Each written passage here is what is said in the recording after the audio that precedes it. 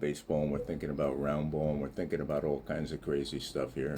Hanging out with the dew in the morning. The guy who really can't do much, but that's why I get up in the morning and I do this, because, well, I can't do that. Why did baseball player join the music band? He had perfect pitch. Why don't baseball players join unions? Because they can't stand strikes.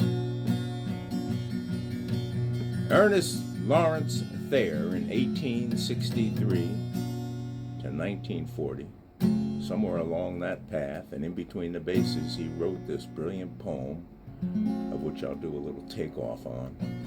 The outlook wasn't brilliant for Mudville 9 that day.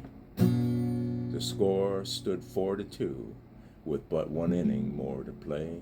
And then with Cooney died at first and Barrows did the same, a pall-like silence fell upon the patrons of the game. A straggling few got up to go in the deep despair. The rest clung to the hope which springs eternal in the human breast. They thought if only Casey could but get a whack at that, we'd put up even money now with Casey at the bat. But Flynn preceded Casey, as did Jimmy Blake, and the former was a hoodoo, while the latter was a cake. So upon the stricken multitude grim, melancholy sat, for there seemed to be but little chance of Casey getting to the bat. But Flynn let her drive a single, to the wonderment of all, and Blake, the much despised, tore the cover off the ball. And when the dust had lifted and the men saw what had occurred, there was Jimmy safe at second and Flynn hugging third. Then from 5,000 throats and more rose a lusty yell. Yeah. WRPI Troy was the lusty call.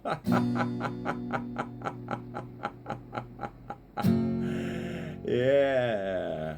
It rumbled through the valley, it rattled in the dell, it pounded on the mountain and recoiled upon the flat, for Casey, mighty Casey, was advancing to the bat. And there was ease in Casey's manner as he stepped up to the place. There was pride in Casey's bearing and a smile lit Casey's face. And then responding to the cheer, he lightly doffed his hat. No stranger in the crowd could doubt 'twas Casey at the bat. 10,000 eyes were on him as he rubbed his hands with dirt. 5,000 tongues applauded when he wiped them on his shirt. And then while writhing, the pitcher ground the ball into his hip. Defiant flashed to Casey's eye, and sneered curled Casey's lip.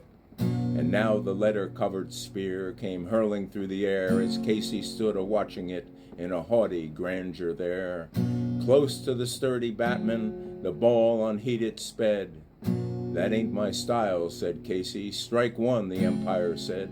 From the bleachers, the people there went up in a muff, a roar, like a beating of a storm, waves upon the stern of a distant shore.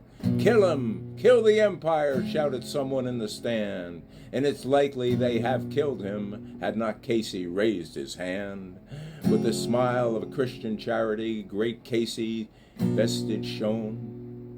He stilled the rising torment, and he bade the game go on. He signaled to the pitcher, and once more the dun spear flew.